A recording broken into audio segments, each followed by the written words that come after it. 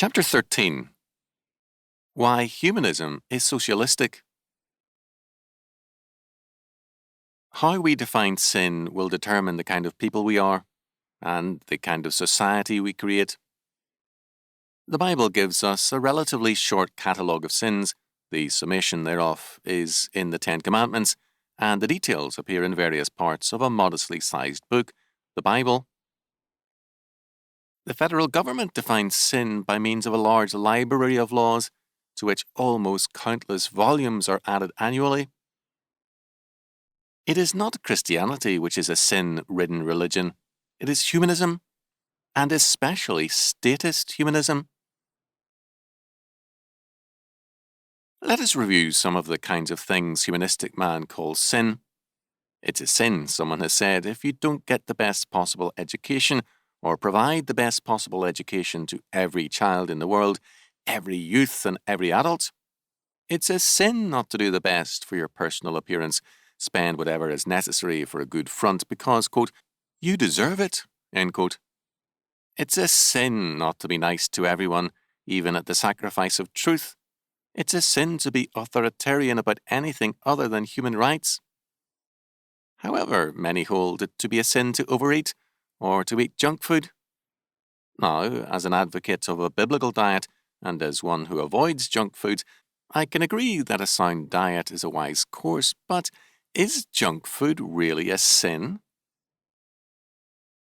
In the late 1960s, I had pointed out to me an actor, a homosexual, who loved junk foods but was emphatically a health food man. His proneness to lapse into eating a few favoured junk foods troubled his conscience because he saw it as a sin in himself and so spoke of it.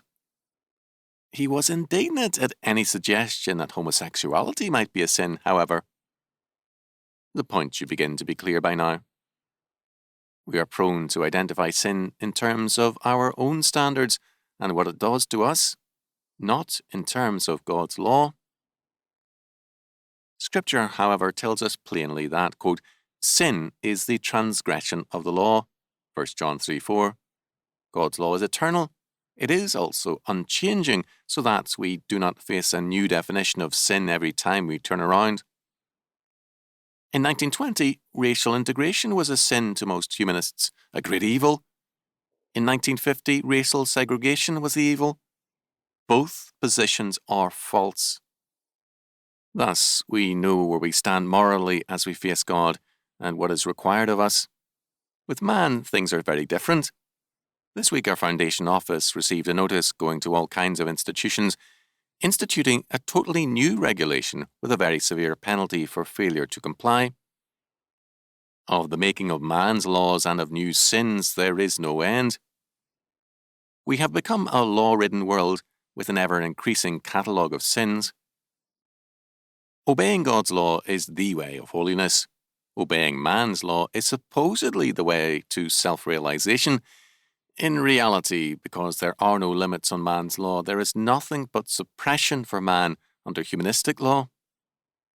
This is also true of non-statist humanism. Weekly, I encounter non-statist laws of sweeping variety. Today, a letter expressed a woman's moral faith. All men who wear beards are no good. Another, all churches are crooked, all preachers have their hands out for money. All coercion is evil.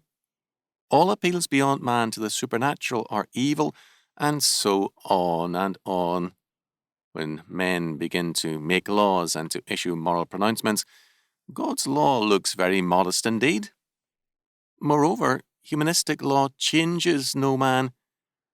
By its totalitarian scope, humanism does indeed finally make all things either illegal, immoral, or fattening, because man delights in total prescriptions.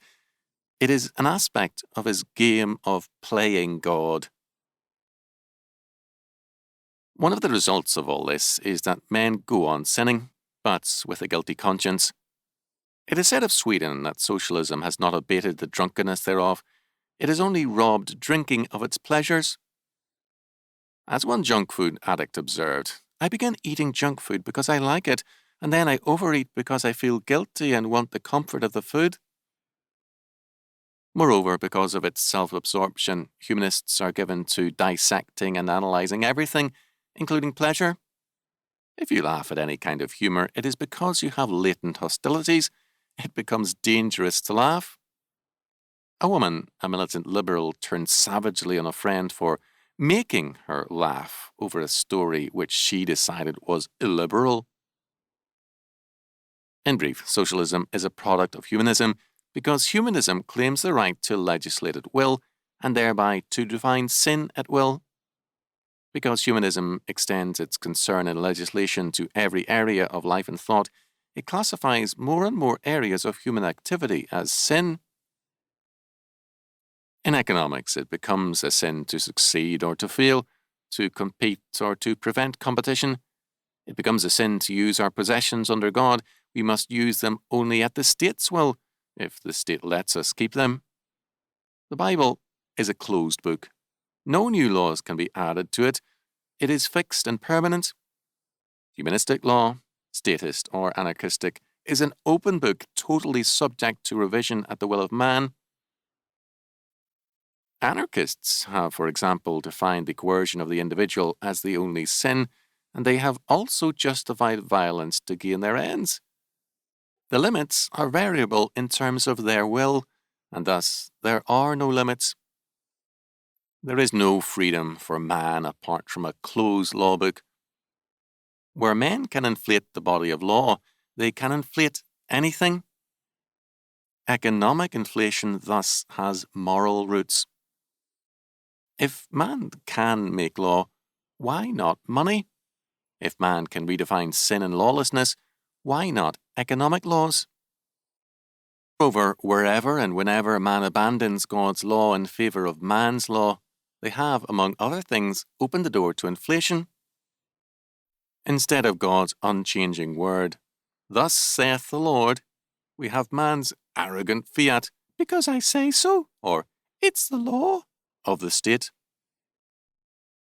Percy Greaves, with his usual incisiveness, stated the matter thus, quote, "Government, by definition, is a monopoly of force.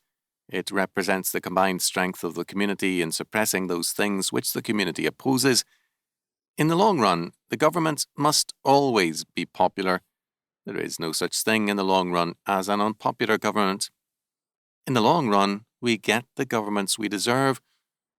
No matter what those in political power may think, they cannot long do things that are not popular. We should remember this when we criticize some of those who are in office, because their powers to act are always limited by what the public is ready to accept." End quote. A civil government is thus a moral reflection of its people and society. It is moral irresponsibility to treat a civil government as morally responsible while we exempt ourselves and our society from the order the state has created. Our indifference to civil affairs, our unconcern with God's law, and our treatment of law as a thing to be made by man are at the heart of civil dereliction. This is why God's judgment falls in such an order. This too is why, when the consequences of our moral failure begin to overwhelm us, God's word tells us, "And ye shall cry out in that day because of your king which ye have chosen you," that is, a ruler and a law other than the Lord, "and the Lord will not hear you in that day." 1 Samuel 8:18. The Lord will not hear us if we refuse to conform ourselves to Him and to His law word, to be His people. Then we are told, "If my people, which are called by my name, shall humble themselves and pray and seek my face and turn from their wicked ways, then will I hear from heaven and will forgive their sin and will heal their land." 2 Chronicles 7:14.